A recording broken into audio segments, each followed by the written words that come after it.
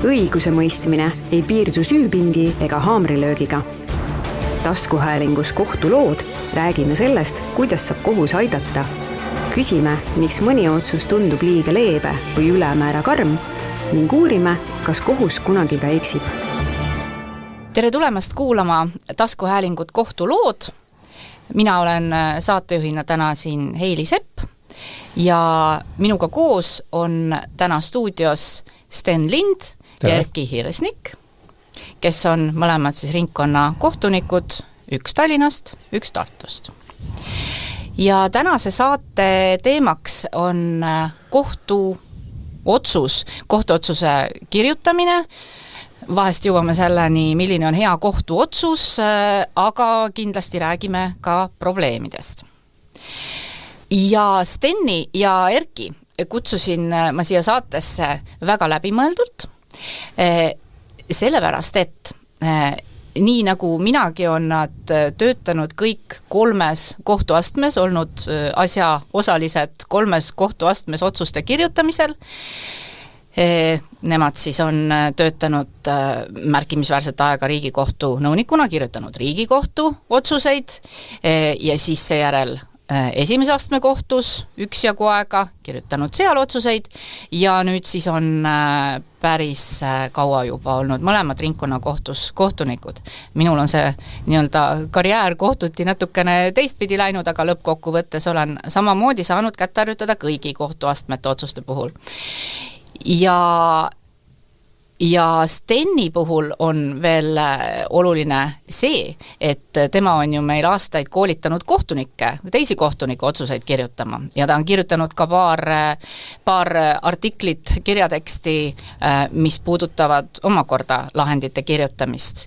Ja olles näinud väga palju tema kirjutatud kohtuotsuseid, siis ei ole kahtlustki, et tema mõtleb alati hästi süsteemselt läbi, miks ja kuidas seal otsuses peab kirjas olema ja see on see põhjus, miks temaga on kindlasti kõige mõistlikum arutada seda, milline üks hea kohtuotsus peaks olema. Erki omakorda on olnud läbi aegade üks minu lemmikuid otsusekirjutajad, kui võib selle žanri nii-öelda omad lemmikud välja tuua, et tema otsuseid on alati väga põnev lugeda ja tal on ka selliseid kastist väljas mõttekäike ja ütleme siis arusaamu, mis puudutavad lahendi kirjutamist. Et võib-olla täna tulevad jutuks osaliselt ka need.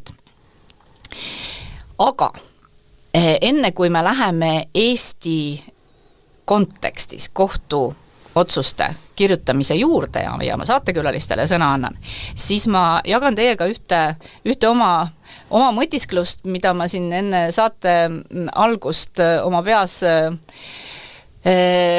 läbi lasksin ja see puudutab sellist väga kaasaegset teemat nagu AI ehk siis tehisintellekt ja tema kaasamine kohtuotsuste kirjutamisse.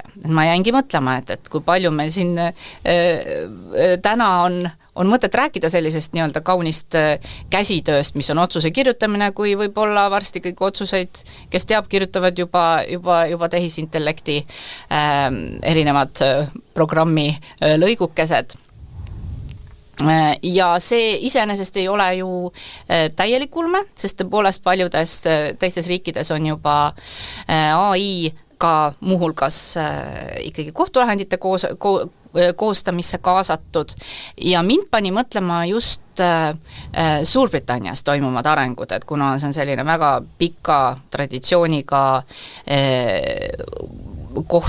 kohtusüsteemiga maa, siis võib-olla kõik ei tea, et alates juba siis 2023. aasta lõpust on seal sellised üsnagi üksikasjalikud juhised AI kasutamisele kohtuniku töös ja seal on ka üks selliseid ütleme, kõige häälekamaid AI kohtutöös kasutamise eestkõnelejaid on siis apellatsioonikohtu kohtunik Lord Pierce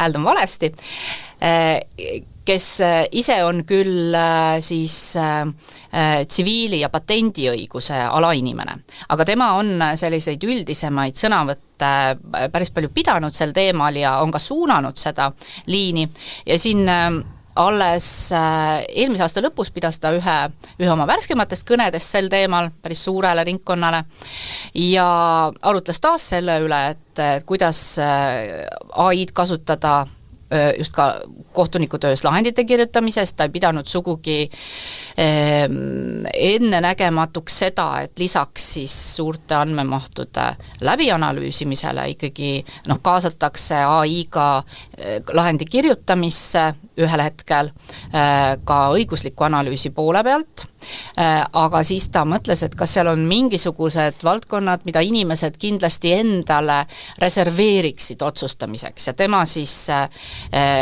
jõudis sellisele järeldusele, et võib arvata, et näiteks otsused, mis puudutavad lapsi ja seda, kas keegi on kuriteo toime pannud, et need võiksid ikkagi siis jääda nendeks, kus me sooviksime, et säiliks inimese otsustus. Aga sealt edasi liikus ta siis juba niisuguse põnevama mõttekäigu juurde, et tema kujutluses võiks ehk üks optimaalseid lahendusi olla, et üks AI teeb otsuse ja siis täiesti teine AI koostab kohtulahendi selle põhjal, mis on need põhiotsustuse punktid ja alused.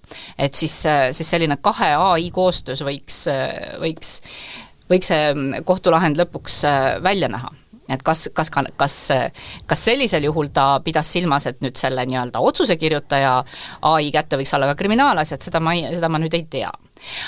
Aga selle sissejuhatuse peale tahaksingi ma küsida kõigepealt oma saatekülalistelt seda, et kuidas ja kas teie lahutate oma peas otsuse tegemist ja otsuse kirjutamist ja kuidas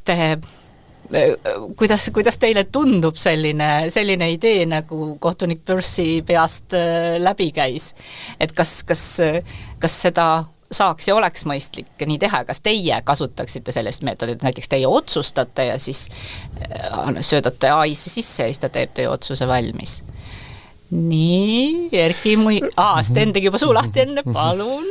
Nii, tere.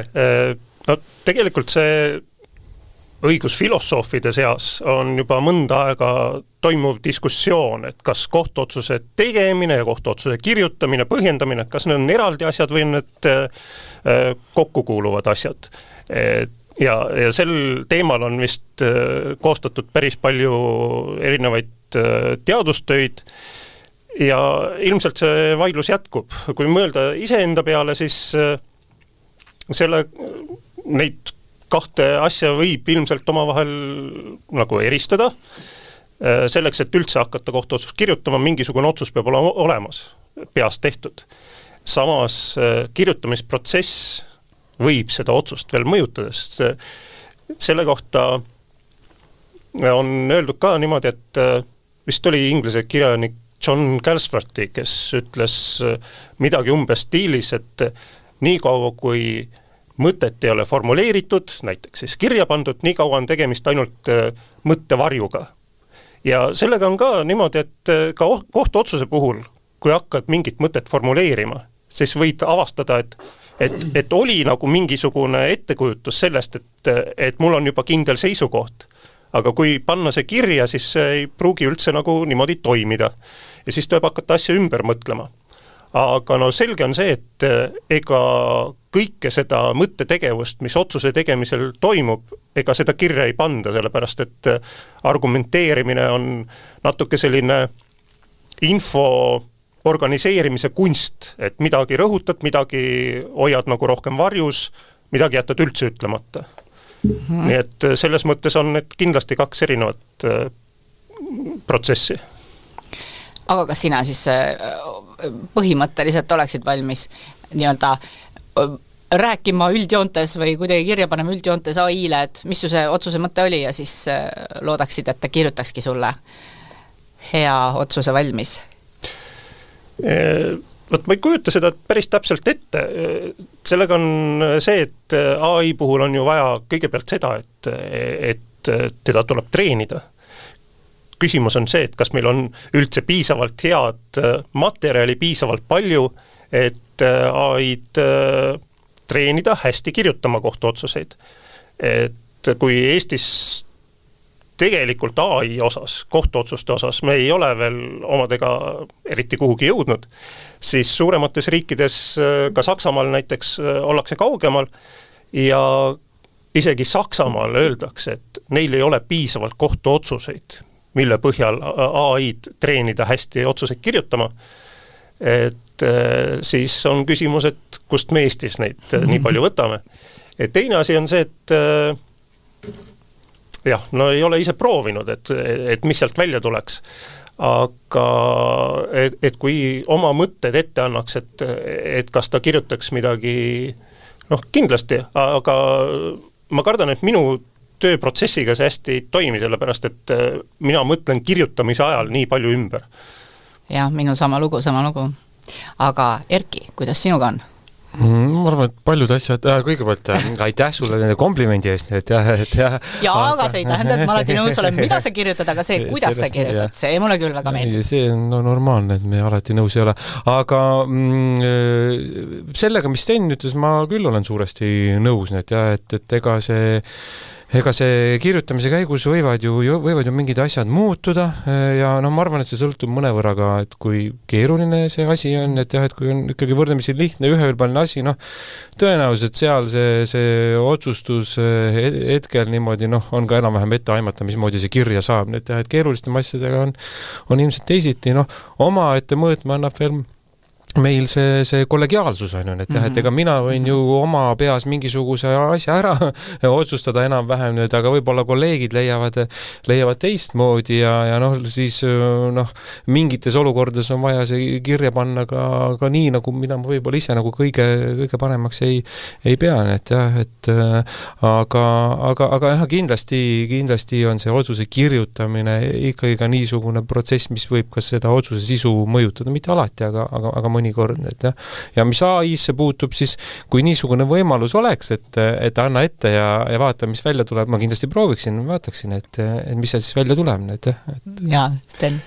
Selle AI-ga seoses veel lisaks nii palju, et selles samas Saksa artiklis, mida sattusin hiljuti lugema, kus nad rääkisid Saksamaa seisust AI kasutamise osas kohtuotsuste kirjutamisel, siis neil oli väga huvitav probleem veel see, et kuna AI tuleb treenida kohtuotsuste peal, siis nemad näevad ohtu ka sellel, et kuna kohtunik peaks saama teha otsuse siis oma siseveendumuse alusel, siis kas see, kui AI-d treenitakse teiste kohtunike otsuste peal, hakkab mõjutama selle sama kohtuniku siseveendumust või satub sellega konflikti.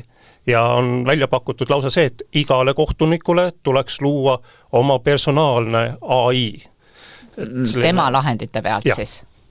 Et AI-l oleks juba kohtuniku siseveendumus põhimõtteliselt, et muidu AI-l on võõras siseveendumus enda. Jah, et ta mõistaks paremini selle kohtuniku siseveendumust, jah. Aga siit edasi tekitasid must väga, väga põneva küsimuse.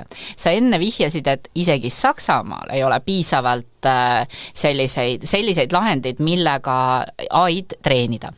Ja kui nüüd mõelda veel siit kitsamalt, et igal kohtunikul peaks, või iga kohtuniku kasutuses oleval AI-l või et ta peaks juhinduma selle kohtuniku lahenditest, ehk teda peaks treenima selle kohtuniku lahenditega.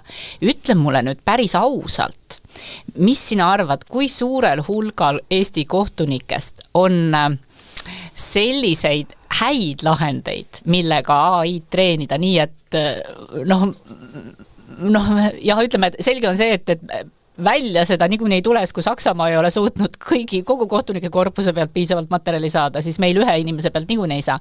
Aga just see kui optimistlik sa oled selles osas, et nüüd need olemasolevad kohtulahendid, mida inimesed iga päev teevad, et need peaks olema see hea materjal, mis sinna AI-sse sööta, et siis AI ka hästi oskaks kirjutada lahendeid? Ma ei tea, kui palju AI vajab, seda ma olen aru saanud, et need andmehulgad on tegelikult meeletud. Aga kui sa, ma saan aru, et sa tahad suunata küsimuse sinna, et kas üldse on praktika piisavalt hea, et AI-d selle peal treenida. Ma nüüd nii kriitiline ei tahaks olla, et öelda, et ei ole. Aga ma mõtlen just seda, et AI, eks ju, annab sulle selliseid tekste, siis ta on õppinud neid meetodeid niimoodi kirjutama, nagu siis see autor kirjutab või ta ju võtab šnitti sealt. Ega ta parem kirjameister ei ole kui nii-öelda see algne autor. Tegelikult nali on ju selles, et selline asi toimib ka praegu ilma AI-ta, me lihtsalt õpime ise. Minu meelest väga hea näide selle kohta on see, et kuidas me praegu kirjutame kohtuotsuste resolutsioone, vähemalt kriminaalasjades. Me kirjutame, et kõigepealt on resolutsioon ja siis tuleb süüdi mõista, karistada, mis minu jaoks tähendab seda, et kohus nagu ütleb kellelegi teisele, et mõistke süüdi, karistage. Nii naljakas sõnastus minu jaoks. Ma hakkasin mõtlema, et kust see tuleb ja vaatasin vanemaid kohtulahendeid, et sellega on ju see, et siin paar kümnendit tagasi kohtulahendite ülesehitus muutus. Et varem kirjutati kohtuotsust nii, kõigepealt oli sissejuhatav osa, kus olid need ankeetandmed ja info selle kohta, et mida siis arutati, siis tuleb see kohtuotsuse sisu ja kõige lõppu kirjutati, et selle põhjal kohus otsustas. Et kui öelda niimoodi, et kohus otsustas teha seda, siis see on loogiline. Aga nüüd meil tõsteti see resolutsioon sinna ette ja jäeti ära, et selle põhjal kohus otsustas. Aga see sõnastus, et teha niimoodi, see jäeti. Kas sa oled kindel, et on ära jäetud? Saad sa aru, ma elasin senimaani teadmises, et see täpselt nii ikkagi ongi, et otsustas teha? Ei, väga paljudel otsustel on niimoodi, et on resolutsioon on seal ülal ja siis tulevad punktid. Aga sellega ongi see, et paljud asjad niimoodi, neid tehaksegi automaatselt, sellele ei mõelda, see on sisseharjunud asi. Ja selles mõttes on õigus, et nii nagu ka see nii-öelda erinevad Briti kohtunikud on rõhutanud, et meil iseenesest on olemas juba selline mitte AI-line abivahend, kes nii-öelda valmistab tekste, et need on kohtujuristid, kohtunõunikud, et nemad õpivad ka paljuski just sellest nii-öelda olemasolevast praktikast ja kannavad seda sinna sisse ja kohtunikud ise ka. Just. See on õige, jah. Kes on teie arvates kohtulahendi adressaadiks, kellele neid lahendeid teie ennekõige kirjutate kellele ka laiemas mõttes võiks olla lahendid suunatud, kohtuotsused siis ennekõike, ja kas ja kuivõrd see on erinev kohtuastmeti. Ja ma ütlen siia, et kui ma saateks valmistusin ja vaatasin erinevaid arvamusavaldusi lahendite kirjutamise teemal, siis ma leidsin üle maailma nii-öelda nii Indias kui ka Ameerikas, ma ei teagi, kes selle idee autor on, aga et üks neid asju, mida öeldakse kohtunikele sageli, on see, et kohtunikonna enda sees, kui õpetatakse lahendi kirjutamist, et lahendit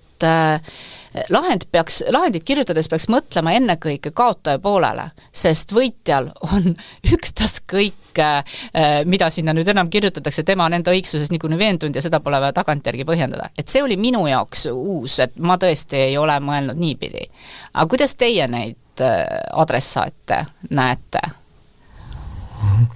Mina ei ole ka niimoodi mõelnud, et see tundub huvitav küll, et võib-olla võiks tulevikus mõtlema rohkem sellise suunaga, aga muidu ma arvan, et ilmselt nagu ma võin ju eeldada, et menetlusosalised loevad seda lahendit, et kes rohkem, kes vähem, aga juba see ju tekitab nagu sellise probleemi, et kuidas see lahend peab koostööd olema, sest need menetlusosalised on ju väga ka erineva taustaga, ütleme, kui me räägime kriminaalasjadest, siis see süüdistatav meil võib-olla tõesti ongi seal põhiharidusega, et on ju, samas on meil prokurör ja kaitse, kes on kõrgharitud juristid ja nüüd kuidagi kirjutada seda teksti, mis mõlemale oleks nii-öelda söödav, no võib-olla see alati ei ole nagu võimalik. No ja lisaks on meil ju see, et meil ju paljud lahendid ka avalikustatakse internetis, nii et et siis on ka kogu avalikkus justkui ju need, kes võiks seda lugeda, et see teeb selle asja võib-olla selles mõttes veelgi komplitseeritumaks, nii et mina ise üritan ikkagi kirjutada niimoodi, et ta võiks nagu formaalloogiliselt arusaadav olla niimoodi, et kui inimene on nagu normintellektiga, et siis ta võiks nagu sellest suuresti nagu aru saada, aga ma kardan seda, et mingisugused kohad on ikkagi niisugused, kus võib-olla kõik ikkagi tingimata esimese hooga vähemalt aru ei saa, sest et meil ju ikkagi aeg-ajalt nendes kohtulahendis tekivad ka siuksed õigusdogmaatilised, siuksed õigusteoreetilised küsimused, et on ju, mida ju on aastasadu kuskil ülikoolides arutatud, et me kõik oleme õppinud ülikoolides ikkagi palju aastaid ja kui need niisugused küsimused on, lisaks meil on veel oma väljakujunenud terminoloogia ju on ju, mida me peame kasutama teinekord, et asja täpselt öelda,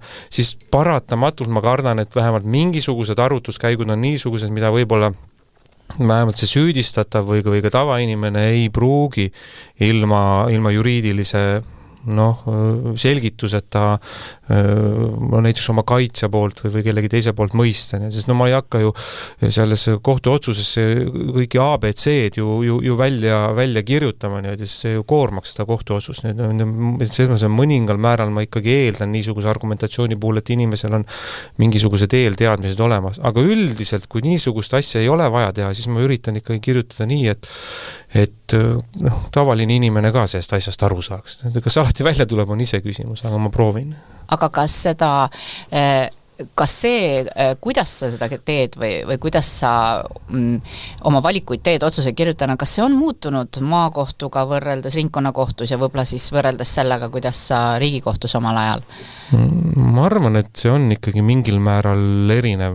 Et jah, et maakohtus on juba ainuüksi see, et väga palju on ju niisuguseid väga trafaretseid asju niimoodi, on ju, mingisugune, näiteks kokkuleppe menetlused on ju, et jah, et kus ju seda mingisugust erilist arutluskäiku ju ei olegi võimalik seal välja tuua, aga kui me räägime nüüd ikkagi põhjendatud sisulistest otsustest, siis eks ma ka maakohtus ikkagi oli aeg-ajalt ikkagi kirjutasin ka siukseid teoreetilisemaid asju sinna sisse, aga ma arvan, et seda oli ikkagi mõnevõrra vähem kui ringkonnakohtus. Kelle jaoks, kellele mõeldes sa kirjutasid neid teoreetilisemaid, sest siis need mõnikord olid sul päriski süütsi minevad? Ma ütlen niimoodi, et ilmselt ikkagi see, et oleks see arutluskäik nagu loogiline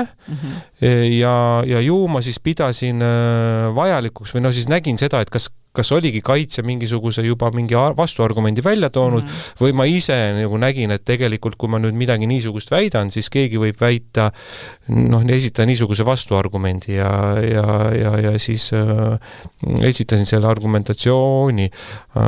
Ehkki see on mõnevõrra libe tee, sest et põhimõtteliselt sa võid ju igale asjale mingisugused vastuargumente esitada ja siis võikski see asi väga, väga nagu lappama minna lõppkokkuvõttes, aga ju siis olid need niisugused kohad, kus ma nägin, et see kas nüüd lausa karjus, aga midagi sellist nagu. Nii, Sten. Ja ma tuleks siia algusesse tagasi, et see küsimus, et kes võiks olla nii-öelda primaarne adressaat, et kas kaotaja. Nii palju, kui mina olen lugenud kirjandust selle kohta, et kuidas kohtuotsust kirjutada, siis see käib eelkõige tsiviilkohtumenetluse kohta. Et ma olen näinud seda, et kriminaalasjade puhul öeldakse, et see kõige esmane adressaat on ikkagi süüdistatav, sellepärast, et tema on see, kelle jaoks kõige rohkem on mängus kriminaalasjas.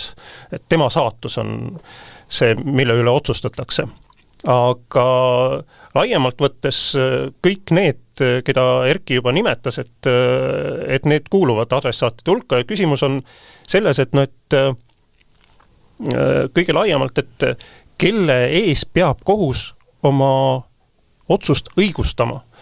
Ja seda minu meelest näitab väga hästi otsuse põhjendamise nõude kujunemislugu. Et see põhjendamisnõue, see on seotud edasikaebeõigusega, aga edasikaebeõigus iseenesest ei ütle, et kohus peaks kõigile tegema oma põhjendused teatavaks. Et minu meelest väga huvitav on see, et kui vaadata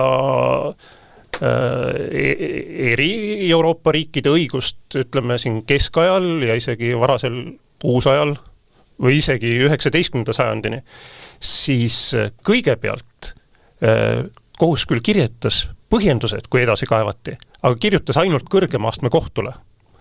Ehk siis ainult kõrgema astme kohus nägi seda ja eri aegadel pooled ka tahtsid teada, et et me saaks paremini kaevata, kui me ka teaks, miks kohus sellise otsuse tegi. Ja siin on nii Saksa kui Rootsi kõrgemad kohtud on öelnud, et mida te endast mõtlete, et mida te tahate. Et ei, et pooltel ei ole mingit õigust siin teada saada, et miks kohus nii otsustas, et kohus võlgneb põhjendused ainult kuningale ja valitsusele, sellepärast, et need seisavad kohtust kõrgemal. Ja näiteks Bremeni seadus ütles selle kohta, et miks ei tehta otsuse põhjendusi nagu üldiselt kättesaadavaks, on see, et aga need annaks ju pooltele ja õpetlastele pidepunkte otsust kahtluse alla seada ja viriseda. Et seal oligi, et varem nähti seda, et kohus põhjendab, nähti võimalusena, et see annab võimaluse kritiseerida ja see seab kohtu autoriteedi kahtluse alla, aga kohus peab oma otsust õigustama kõrgemal seisja ees. Aga mis muutus oli see, et tekkis arusaam, et kõrgema riigivõimu kandja on rahvas, mis tekitaski selle, et kohus tegelikult peab õigustama end avalikkuse ees ja niimoodi tekkiski selline üldine põhjendamiskohustus ja lisaks avalikkusele ka jõuti arusaamale, et kodanikud ei ole lihtsalt riigi alamad, vaid kodanikul on ka õigused, ehk siis kodanikku hakati ka kohtumenetluses võtma subjektina, ehk ka tal tekkis õigus nagu osaleda selles diskussioonis ja tekkiski õigus kritiseerida ka kohtuotsust. Et see oli see muutus. Ja sellepärast ongi niimoodi, et need on kohtumenetluspooled, on adressaadid, aga on ka laiem üldsus. Ja nagu Erki ka ütles, et see tekitab kohtu jaoks sellise vastuolu, et siin need adressaadid on väga erineva teadmiste tasandiga, et siin võib eristada lausa kahte sellist gruppi. Üks on see, et tõesti õigusteadmistega isikud, õigusteadmisteta isikud, et nendele nagu ühtlaselt kirjutada on nagu keeruline. Ja teine kaks gruppi on see, et on menetluse pooled, kes teavad kõiki neid tõendeid, kõiki asjaolusid, mille üle vaieldakse ja siis on üldsus, avalikkus, ajakirjanikud, kellel ei ole kogu seda infot, et kuidas nagu, et siin tekivadki kohtu jaoks need vastuolud ja sellises olukorras üldiselt öeldakse, et peaks nagu kirjutama, ütleme siis nii, et aru saab see, kelle teadmiste tase on kõige madalam. Aga kohtuotsuse puhul see kohati on nagu tõesti keeruline, eriti kui on mingisugune spetsiifiline õiguslik vaidlus. Et seal tehakse õigusteoorias selliseid mööndusi, et kui ikkagi on mingisugune eriline õiguslik diskussioon, et siis ei ole võimalik nagu iga ühte järele aidata sinna, mida kohtunik ise on võib-olla kõigepealt ülikoolis ja hiljem veel lisaks järjest õppinud. Et on üks asi on see, et lihtsalt kõigile peab olema aru saada see, et mille üle vaidlus käis ja mida siis kohus tuvastas. Ja ka üldine arusaam, et miks kohus sellise otsuse tegi, aga mingid nüansid võivad olla siis spetsiifilised ainult siis juristidele arusaadav vaidlus. Aga mõtleks, kas on äkki ikkagi ka mingisugused üldised põhimõtted või standardid, mis aitaksid kõiki neid nii-öelda adressaatid rahuldada või luua sellise optimaalse kesktee. Et jällegi ma juba ise tajun, et ma viitan liiga palju briti kohtunikele, aga igal juhul paar aastat tagasi Ühendkuningriigi ülemkohtu kohtunik Lord Burrows, tema ma saan aru, see ei olnud mitte esimene kord, kui ta seda on öelnud, et tõi esile, et kohtuotsuses on olulised nii-öelda 3 C-d, sõltumata sellest, keda sa adressaadiga silmas pead, et clarity, coherence and conciseness, eesti keeles võiks olla siis selgus, siis selline sidusus või vastuolude puudumine või coherence, kuidas me seda sisustame, ja siis see conciseness, kui ütleme sisutihedus, võib-olla meie mõttes ka konkreetsus, et sa siis ütled nii vähesega nii palju, kui sa saad ära, on ju, ja mitte grammigi rohkem. Kas te olete sellega nõus ja kas teil on tekkinud mingi oma arusaam, mis siis võiks olla selline standard? Ja ma alustaksin Stenist, sest et Sten, eks ju, muu hulgas, kas sa eelmisel aastal kaitsesid oma magistrikraadi teemal, nii, sinu töö teema, see oli väga keeruline, oli kohtuotsuse põhiosa lausete pikkus ja keerukus potentsiaalse keelevigade allikana, mis viitabki juba sellele, et sa tegelikult oled tegelenud selle, nii tegelikult kõigi nende 3 C-ga natukene selle töö raames. Et kuidas sa nüüd, olles seda uurinud natuke mittejuriidilise vaatenurga alt, näed, et mida annaks parandada või mis on meie lahenditel viga, et kuidas siis nii-öelda jõuda kõigi nende oluliste adressaatidena ühe korraga? Ja muidugi on standardid olemas ja kõige üldisem standard on igasugu juhtnöörid, mida antakse tarbetekstidele. Tarbetekst on igasugune tekst, mis ei ole nii-öelda siis kunstilise eesmärgiga, vaid mille eesmärk on anda edasi mingit teavet. Ja siis kriteeriumid, et kuidas seda teavet võimalikult hästi edasi anda, et siin kõige esimene, kõige üldisem ja ka seaduse põhjal paika pandud on see, et sellises olukorras peab tekst vastama keelenormile. Et selleks, et me kõik saaksime võimalikult hästi aru, mida räägitakse, selleks peab tekst vastama keelenormile. Sest keelenormi mõte ongi see, et ühtlustada seda, et inimesed aru saaks. Teine asi on see, et tuleks keskenduda olulisele, mis tundub, et muutub järjest tähtsamaks, sellepärast, et samal ajal ju räägitakse ka, kuidas inimeste funktsionaalse lugemise oskus väheneb ja inimeste tähelepanuvõime väheneb. Et kui me arvestame sellega, et inimeste tähelepanuvõime kipub hajuma, miks me peaksime kirjutama 10 või 100 lehekülge teksti? Et see peaks siis olema võimalikult kompaktne, et seda infot ei peaks sealt otsusest taga otsima ja siis loomulikult see tekst peaks olema sidus ja ladus lugeda, et nii nagu Riigikogus on öelnud, et peab olema veenev ja jälgitav, et see ongi see sama asi tegelikult. Ja kõige üldisemalt mis nagu üldarusaadavalt, et mis see võiks olla, et ma võrdleks kohtuotsust tegelikult esseega. Ka essee puhul sul on ette antud teema, kohtuotsustel on ka ette antud teema, see on selle kohtuasja lahendamine. Ja siis essee peaks olema niimoodi, et kuskilt hakkad pihta ja kuhugi jõuad välja ja see vahepealne jutt on jälgitav ja loogiline. Kohtuotsuse puhul samamoodi. Kuskilt hakkab pihta ja kuhugi jõuad välja, kusjuures kohtuotsuste puhul see, et millest hakkab pihta, on ka peaaegu et ette antud, sellepärast, et selleks, et üldse õigust kohaldada, peab olema ju selge see, et mis juhtus. Ehk siis kõigepealt on faktid. Ja siis kuidagi jõudma nendest siis selle kohaldatava õiguseni. Aga kusjuures sa tõid paralleeli esseega ja ja jällegi olen ma kuidagi sunnitud minema tagasi Lord Burrowsini, sest tema muuhulgas ta on rääkinud ka sellest ja öelnud, et aga otsuse puhul on siiski selgelt erinevus teistest õigustekstidest, sealhulgas ka artiklitest ja esseedest. Ja üks neid asju on see, et üks on see, et otsus peab olema otsustav.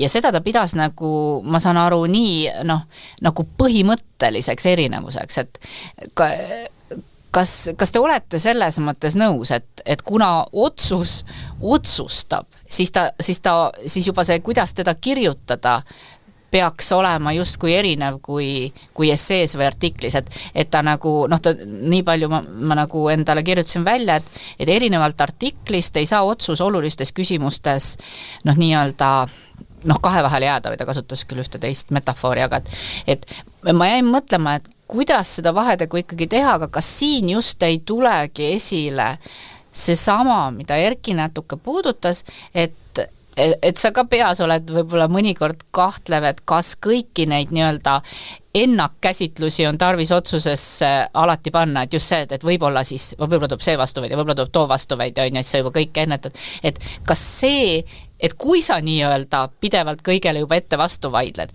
kas see äkki muudab selle otsuse vähem otsustavaks, et siis jääb mulje, et kohtunik nii õudselt kahtleb kõiges ja endas, et siis ta nagu võitleb kujuteldavate tuuleveskitega. Kas siin võib olla see vahe nii-öelda esseest ja muust artiklist, ehk et otsus peaks siis nagu nii-öelda keskenduma kuidagi konkreetsemalt sellele, mis viib selle otsuseni ja mitte nii väga arutlema laiemalt kõige üle? Kohtu otsusel peab kindlasti olema fookus, et kindlasti ei tohiks aruteluga minna kuhugi kõiki maailma probleeme lahendama. Ja teine asi on see, et mis puutub sellesse kõhklustesse, ma küll ei tahaks öelda, et kohtunik üldse ei tohiks oma mingeid kõhklusi välja tuua otsuses, aga see peaks jääma mingitesse piiridesse, et kui on kui kogu see arutelu koosnebki eri kõhkluste väljatoomisest, siis tekib tõesti küsimus. Aga mingite dilemmade puhul ma arvan, et see aitab pigem veenda, kus kohtunik ütleb, et ma näen, et siin on see võimalus ja see võimalus, ma olen kaalunud neid mõlemaid ja lõpuks jõudsin järeldusele, et see variant on parem. Et sellise olukorra puhul ma ei näe probleemi. Tahad Erki midagi öelda siin või? Mul on raske vastu vaielda, selles mõttes, et need samad, nagu sa ütlesid, et ennak, mis need on kahtlused või need, et üldiselt neid võiks vältida ikkagi, et tõesti, et ega ma olen ilmselt ise ka aja jooksul järjest vähem midagi sellist teinud, et aga et kui siis tõesti, nagu ma enne ütlesin, nagu justkui nagu karjuv vajadus niimoodi, aga pigem mitte, aga loomulikult, ega see otsuse puhul on ju see, et kohtunik otsustab, et see artiklis ma võin ju seal tuua poolt ja vastu argumente nii ja nii, et ja öelda, et eks siis kohtupraktika näitab, aga kui ma olen kohtunik, siis ma pean otsustama, et loomulikult on see on ju üks kõige olulisemaid osisid meie töö juures, ja see tuleb siis ka kirja panna, Siit edasi minnes. Minul on tekkinud või mul on jäänud silma, et me tegelikult kohtupraktikas hästi palju tegeleme arutlemisega kohtupraktika üle. Et tegelikult üks neid nii-öelda kõhkluste liina sageli ongi see, et on olemas mingi, ütleme, võib-olla riigikohtupraktika, võib-olla ka teise ringkonna kohtupraktika ja siis me arutleme otsuses selle üle, et kas nüüd see lahenduskäik on sellega kooskõlas või mitte, et kuidas seda tõlgendada. Ja ma olen jäänud mõtlema, et kas me oleme siis osaliselt ikkagi juba nagu pretsedendi õiguse vallas, et kas me peame nii palju tegelema sellega, mis on mingis kohtu otsuses varem öeldud. Et jah, kriminaalmenetlusõiguses on õigusallikaks teatud juhtude Riigikohtu otsus, aga kas, vot nüüd teie, kes te olete minust paremini kursis Saksa õiguspraktikaga, et kas seal tegelikult sama mastaapselt tegeletakse nii-öelda pretsedentidega või varasema kohtupraktikaga? Ja selles mõttes, et ma arvan, et see on mingil määral paratamatu ja Saksamaal on minu meelest laias laastus see asi samamoodi, et pretsedenti ranges mõttes, seaduse mõttes justkui olemas ei ole niimoodi, neil ei ole ka seda kriminaalmenetluse erisust, millele sa viitasid, aga ega see ei tähenda seda, et kohtupraktikale, eriti nagu kõrgema kohtupraktikale ei tugineta, et sellele tuginetakse ikkagi väga paljuski ja mõnes mõttes on see loogiline, et kui meil on samasugused asjad ära vaieldud, niimoodi on ju argumendid esitatud, niimoodi siis ju on ju üsna loogiline, et ma võtan need samad, aga sidusus kui sellist nagu ranges mõttes, nii nagu meilgi ei ole, et kohus võib teha ka teistsuguse otsuse ja Saksa kohtud viitavad ka väga palju ikkagi ka eriti just nagu kõrgemas kohtud õiguskirjandusele, et mitte üksnes kohtulahenditele, aga õiguskirjandusele. Ja ma täiendaks, et isegi kui meil ei ole pretsedendi õigust, siis ka meie oma menetlusseadustikud ju soodustavad seda või tunnustavad seda, et kõrgema kohtu seisukohad ikkagi võiksid olla eeskujuks, sellepärast, et kui meil öeldakse, et Riigikohtu üks põhjuseid, miks asju menetlusse võtta, on see, et on kohtupraktika ühtlustamine või suunamine, seda ju teebki Riigikohus oma seisukohtadega. Ja teine asi on see, et kui kohtuotsus peab olema veenev, tegemist on argumenteerimisega, siis on ju väga hea võtta autoriteetse institutsiooni seisukohad, juba valmis seisukohad. Mis saaks veel olla veenvam, kui on nagu kõrgema kohtu seisukohad. Ja tulles siin Saksa praktika juurde, siis ma ütleks, et sakslased on läinud veel kaugemale, et neil on ka see, et näiteks õiguskirjandusele tuginedes kohtud ei tugine õiguskirjandusele ainult olukorras, kus nad nõustuvad sellega, vaid seal võib olla ka see, et kõigepealt tuuakse välja seisukohad, millega ei nõustuta, vaid vaieldakse neile vastu kohtuotsuses. Aga kuidas sa ise suhtud sellesse? Kas sulle on tavaks õiguskirjandusele viidata? Kas sulle tundub, et viidatakse liiga palju, liiga vähe, valesti? Meil on komme teadupoolest päris palju viidata karistusseadusliku kommenteeritud väljaandele, aga on muidugi ka artiklite võimalusi. Ma arvan, et see on üks asi, millega ei tasuks üle pingutada. Et sellel võiks olla mõtet ainult siis, kui on tegemist tõesti keerulise õigusliku probleemi üle käiva diskussiooniga. Et mis on nagu täiesti mõttetu, on sellise välja kujunenud praktika puhul viidata, et see on niimoodi, et kui kõik selle valdkonnaga tegelevad juristid nagu nii teavad, et see on üldine arusaam, et milleks siis veel. Või teine kord ma olen märganud ka seda, et viidatakse Riigikohtu seisukohale justkui olukorras, kus tegelikult Riigikohus pole teinud midagi muud, kui on tsiteerinud seaduse sätet. Et enam-vähem kuni sinnani välja, et lausele, et karistuse aluseks on isiku süü, pannakse taha viide Riigikohtu praktikale, mitte siis seadusele. Sellega ma olen täiesti nõus, et see meenutab mulle seda Saksamaalt kuskil kuuldud või loetud mõtet, et lõppkokkuvõttes ikkagi tuleb õigust mõista seaduse alusel, et mitte kohtupraktika või õiguskirjanduse alusel, et ikka primaarne on ja see tuleb meil ka põhiseadusest. Primaarne on see seadus ja kui mul on seadus olemas, siis ei ole mingit vajadust mingisugusele kohtupraktikale viidata. Ma siit korjasin välja selle mõtte, et vaata, kui sa räägid Saksamaast, siis sa ütlesidki, et õiguskirjandusele tuginetakse põhjusele, et tugineda autoriteetidele, noh nii nagu sa ka kohtupraktika puhul viitasid, et tugineda autoriteetidele, et kas siin, et meil ei tugineta nii väga, ütleme, akadeemilisele kirjandusele, õiguskirjandusele, kas see võib olla seotud sellega, et meil ei ole võib-olla nii autoriteetseid autoreid? Ma seda küll ei arvaks. Noh, nagu sa ise ütlesid, siis meil väga armastatakse tugineda seadustike kommentaaridele. Nii et kui võimalik, siis vähegi tegelikult tuginetakse. Meil pigem on, ma arvan, probleem lihtsalt riigi väiksuses ja vastava valdkonna juristide vähesuses, et mida meil ei ole erinevalt näiteks Saksamaast, et kui ma siin enne tõin näite, et Saksamaa kohtuotsustes ka vaieldakse erinevatele teooriatele vastu, siis meil lihtsalt ei ole erikoolkondi, mis tuleks oma seisukohtadega välja, et meil on näiteks karistusõiguse teoreetikute ring on nii väike, et seal ei tekigi sellist erimeelsusi nii palju.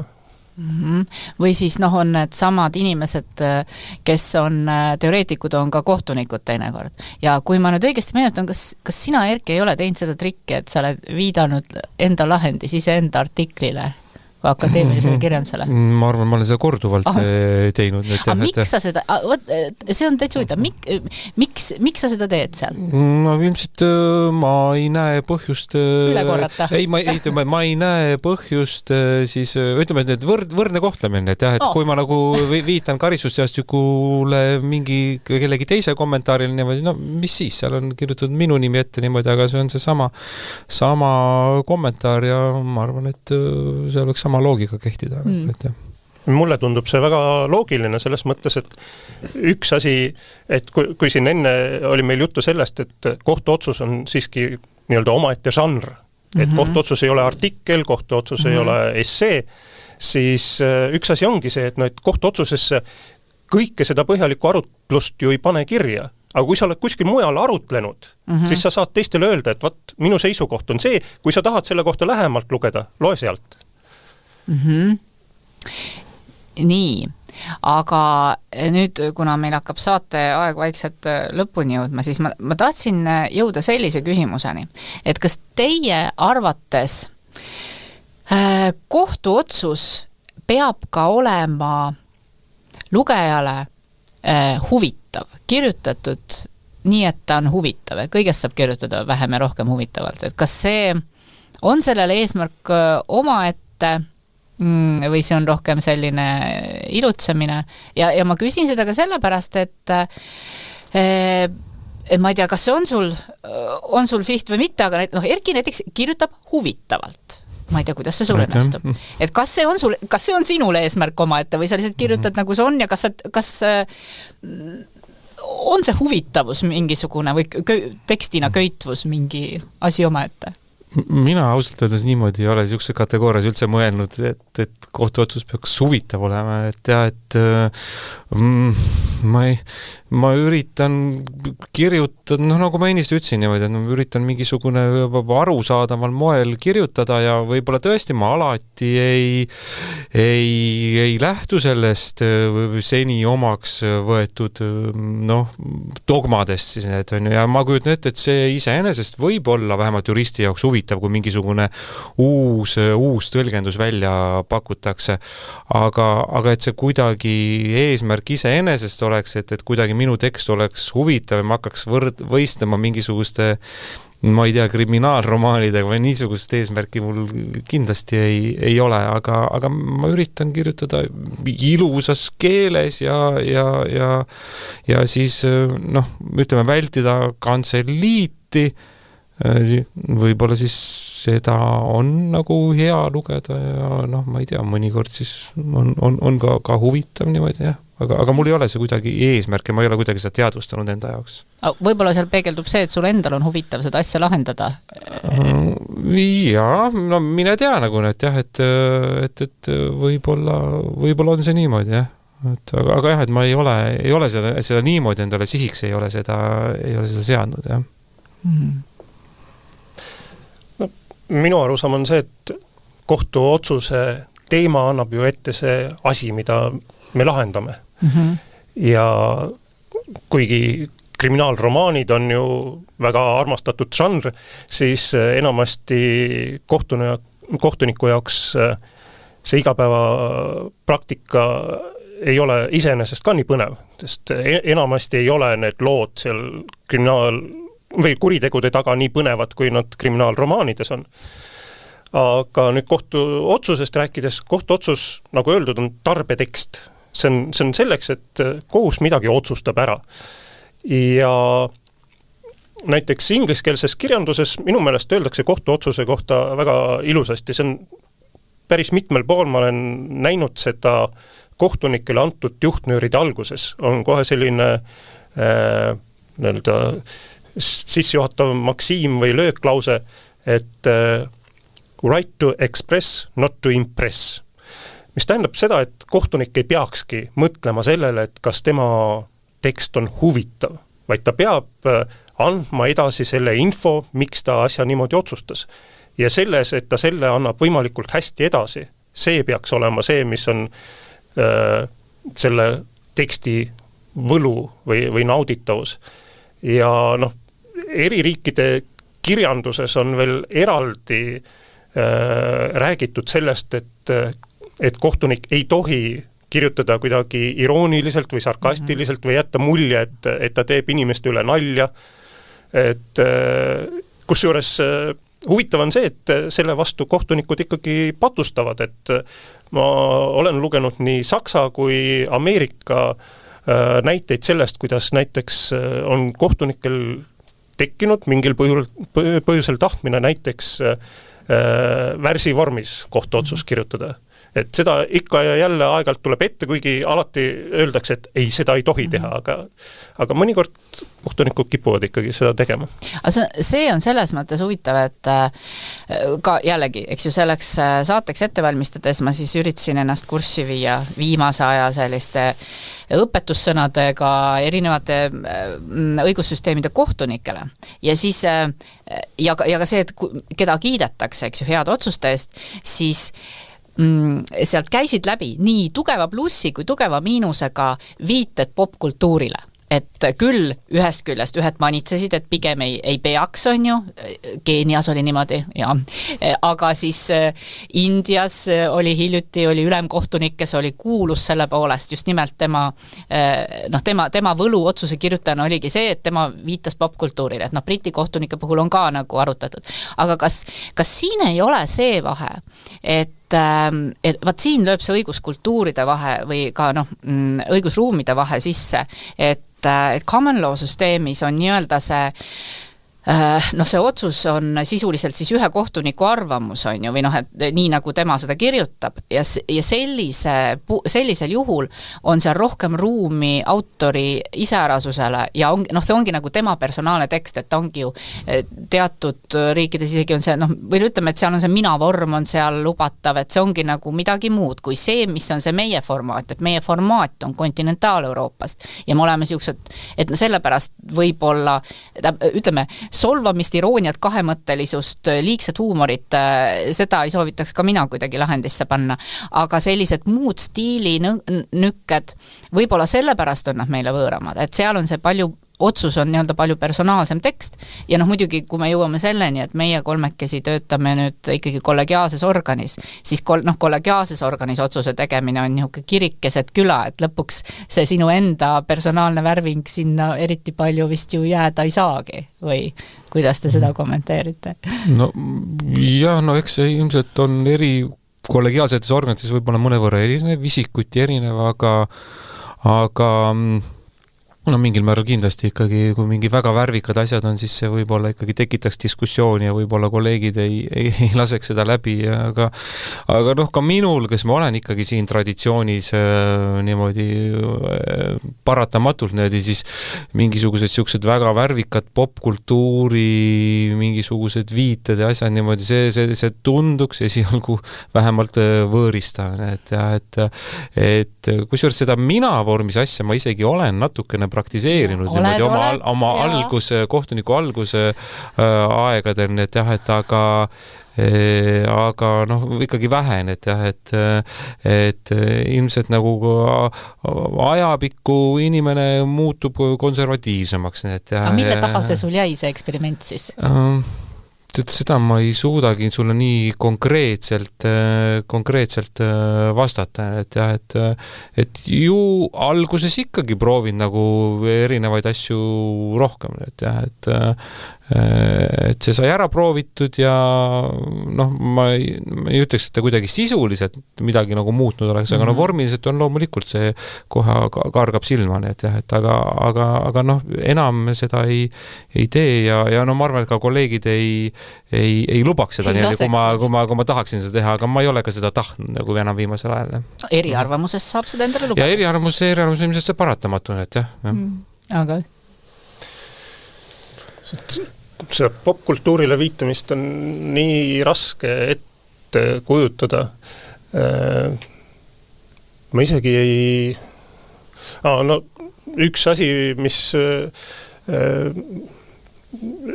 ainus näide, mis mul meelde tuleb, ongi seotud ühe Ameerika juhtumiga, kui kohtunik pani oma otsuse kirja värsivormis.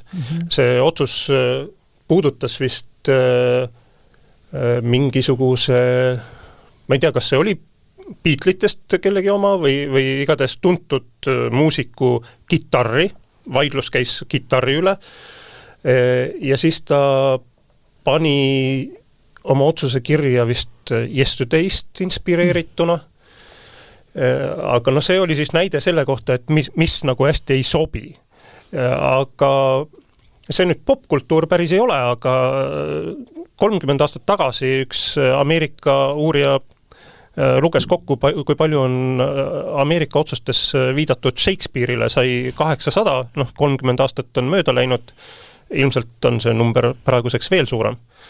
Et alati tugineta popkultuurile, et on klassikud, kellele tuginetakse. Jaa, on seda meilgi juhtunud. Nii, aga nüüd lähenedes lõpule, siis ma mõtlesin, et küsin teilt lõpetuseks sellise asja, et kui teie peaksite noorele kolleegile, noorele kohtunikule andma nõu ja seda niimoodi, et mida ta oma otsustes kindlasti võiks teha ja mida ta kindlasti peaks vältima, et mis need üks asjad võiksid olla, et ja ütleme, lähtume sellest, et otsuses on kõik sisuliselt õige, et loodame, et nii on, et otsuse kirjutamisel just, et milline üks otsus veel võiks olla peale selle, et ta on sisult õige ja mida seal peaks vältima?